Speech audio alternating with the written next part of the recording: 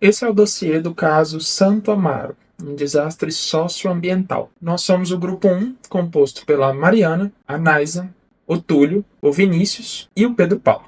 E eu sou o Gabriel. A Cobrac chegou à região em 1960. Ela era responsável pela transformação de minério bruto em lingotes de metal. A fábrica operou por 33 anos até cerca de 1993, quando passou a atuar com o nome de Plumbum. Durante o período de funcionamento, a indústria produziu um resíduo chamado escória, que era um verdadeiro coquetel de metais pesados. Entre eles estava chumbo, cádmio, zinco e arsênio. Esses metais têm alto potencial tóxico tanto para o meio ambiente quanto para a saúde humana e de animais. As primeiras evidências de contaminação começaram a aparecer entre as décadas de 1960 e 1970. Os pecuaristas da região começaram a registrar mortes de animais, principalmente gado e equinos, e suspeitava-se que a causa estava ligada à proximidade com a fábrica. Os estudos iniciais responsabilizaram a Cobrac pela contaminação do solo e da água. Com o tempo, as pesquisas foram aprofundadas e já na década de 1980 começaram a surgir evidências claras de contaminação de crianças na região, o que aumentou bastante o alerta sobre o caso. Em 1993, após décadas de impacto ambiental e diversas denúncias, a indústria encerrou suas atividades, mas os efeitos perduraram e continuaram no meio ambiente e na cidade. Esse evento marca o ponto de partida para todo o processo de investigação, impacto à saúde e mobilização social que vamos ver nos próximos slides. Bom dia, hoje eu vou falar sobre os principais efeitos dos contaminantes que nós tivemos no caso de Santo Amaro, no desastre socioambiental de Santo Amaro. O primeiro deles é o chumbo. O chumbo, ele afeta principalmente o sistema nervoso de crianças que ainda estão com o sistema nervoso em desenvolvimento. Ele afeta também o sistema hematológico, podendo causar anemias, afeta o sistema cardiovascular e também o sistema renal. As exposições ao chumbo hoje em dia são conhecidas por aumentar grandemente as taxas de mortalidade, sejam elas causadas por cânceres, por doenças crônicas renais, hipertensão arterial e até mesmo doenças cerebrovasculares. Em relação à reprodução, o chumbo ele também aparece causando uma diminuição da fertilidade a partir de 10 microgramas de chumbo, assim como também ele pode causar aumento do aborto, em alguns casos a morte neonatal. O segundo contaminante do qual nós tivemos nesse desastre foi o cádmio. E o cádmio ele está relacionado principalmente com os danos renais. Ele afeta os rins, causando doenças irreversíveis, como por exemplo a nefropatia. Ele pode também afetar os ossos, causando osteomalácia e osteoporose. Os valores críticos para os rins relacionados ao cádmio é de 10 microgramas de cádmio por cada grama de creatinina. O terceiro contaminante observado no caso de Santo Amaro foi o zinco. As doses de exposição de zinco para crianças foram extrapoladas em cerca de 3 vezes quando comparadas aos níveis de risco mínimo, e em adultos extrapoladas em cerca de 2 vezes. Esse nível de risco mínimo crônico para o zinco está baseado em efeitos hematológicos. Então, quando esse nível é ultrapassado, o zinco ele pode causar problemas na produção das hemácias, problemas no carregamento do oxigênio pelas hemácias, assim como outros problemas hematológicos também. E o nosso último contaminante, que foi o cobre, os efeitos estão associados principalmente à febre dos fumos metálicos. E também quando em exposições agudas, principalmente por ingestão, está relacionadas a achados gastrointestinais. A seguir falaremos então sobre as vias de exposição. Bom, eu vou falar um pouco sobre o mapeamento das vias de exposição. A avaliação de risco à saúde por meio de metais pesados de Santo Amaro foi realizada em 2003 com a metodologia ATS-DR, e ela tinha como principal objetivo determinar as rotas de exposição à população que estava diretamente exposta e também qualificar o perigo dessa exposição desse contaminante. Foi possível identificar que a biota estava contaminada, principalmente por bioacumulação dos organismos por conta da cadeia alimentar, especificamente um molusco que era usado muito nesse local para consumo e venda. Também foi possível identificar que o solo e a poeira domiciliar estavam contaminados pelos metais através da poluição atmosférica. A empresa jogava esses poluentes na atmosfera, e também porque os trabalhadores dessa indústria eles acabavam usando os uniformes lá e eles iam para casa, lavavam e higienizavam esse uniforme junto com as roupas da família e tudo mais, então acabava que contaminava tudo. Também foi possível identificar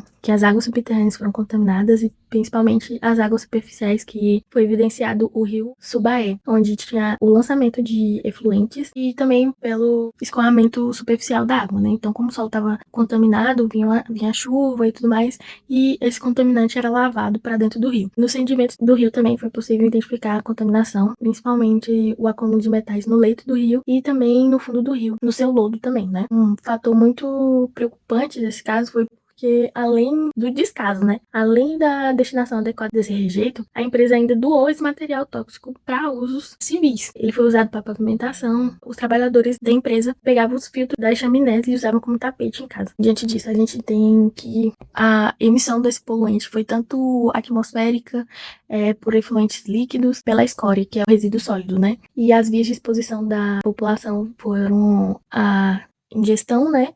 A inalação e o contato doméstico. Então, percebe-se que essa população ela estava imersivamente dentro da contaminação por todas as partes e por todos os meios. Oi, eu sou o Pedro e nesse slide nós vamos falar um pouco sobre a classificação de risco à saúde humana utilizando critérios da ATSDR. Nessa primeira parte, nós vamos falar sobre a instalação da fábrica, que é definida como foco principal e recebeu uma classificação de perigo urgente à saúde pública, devido às exposições no passado, no presente e provavelmente no futuro de alguns metais pesados, em concentrações acima do limite de intervenção, podendo causar efeitos à saúde desde os efeitos de curto prazo. Na segunda parte, nós temos o rio Subaé, sedimentos e biota. Essa área tem um foco secundário e recebeu uma classificação de perigo à saúde pública. O perigo dessa área está ligada à ingestão de moluscos contaminados, que apresentaram uma concentração também superior ao limite de intervenção. Então, as pessoas que acabam se alimentando desse molusco estão expostas a uma contaminação por esses metais de longo prazo. E, por fim, nós temos a área denominada como entorno de Plubum, que é um raio de 500 metros das instalações da fábrica e ficou definido como fora de foco, mas mesmo assim também recebeu uma classificação de perigo à saúde pública, pois toda essa área apresentou uma contaminação no solo superficial e em poeira doméstica, afetando principalmente as crianças, pois superaram os limites de cádmio e atingiram os limites de chumbo, podendo afetar principalmente as crianças, mas também os adultos. Então, com isso, podemos perceber que o impacto ele não ficou restrito apenas à área da fábrica, e sim em todo o seu entorno, levado pelo rio, pelo ar e pelo solo.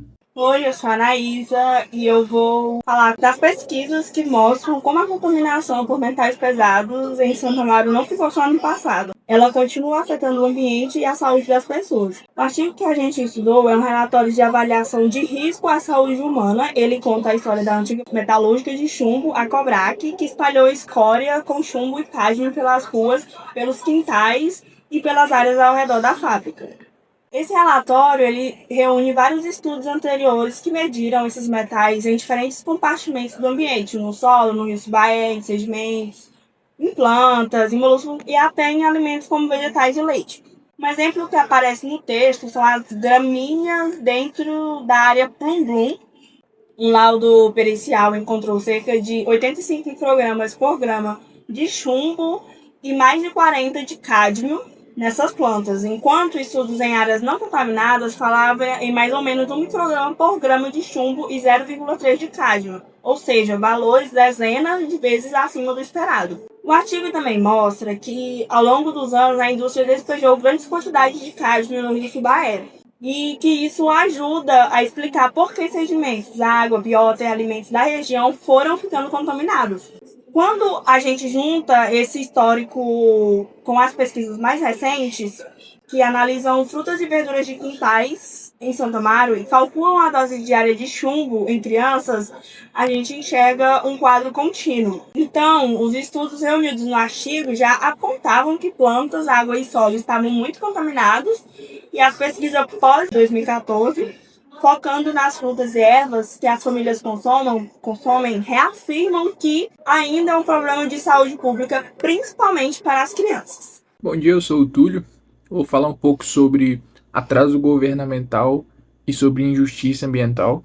Bom, começando pelo atraso governamental, desde a época de 1980 já existiam estudos mostrando a gravidade da contaminação E mesmo assim, as primeiras ações oficiais mais estruturadas só apareceram por volta de 2003. Ou seja, pelo menos 20 anos entre o alerta e a ação, tempo que a população continuou vivendo em área contaminada. Esse intervalo ele mostra como o Estado demorou para reconhecer o problema como prioridade de saúde pública. Bom, a gente teve toda uma geração exposta ao risco. O que acontece quando o governo demora? A consequência direta é essa, uma geração inteira que é exposta a esse risco. Crianças que cresceram brincando em solo contaminado, adultos que continuaram trabalhando e morando naquele ambiente, e os efeitos se estendem até os descendentes. Então não é só um episódio pontual, ele é o ciclo de exposição crônica, que podia ter sido reduzido se as medidas tivessem sido adotadas lá atrás. Bom, falando em medidas, as medidas tomadas elas foram insuficientes.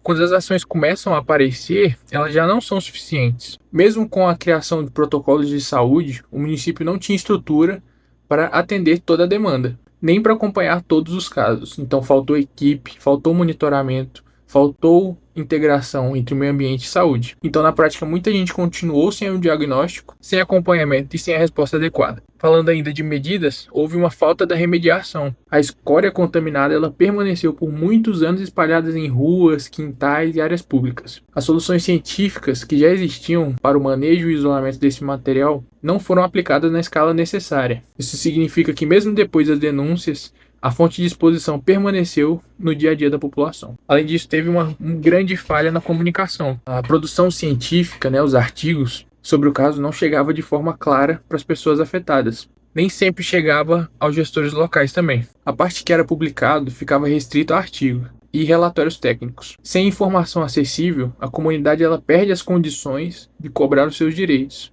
e de se proteger melhor e de participar das decisões sobre o próprio território. A injustiça ambiental, portanto, ela fica perpetuada nessa situação.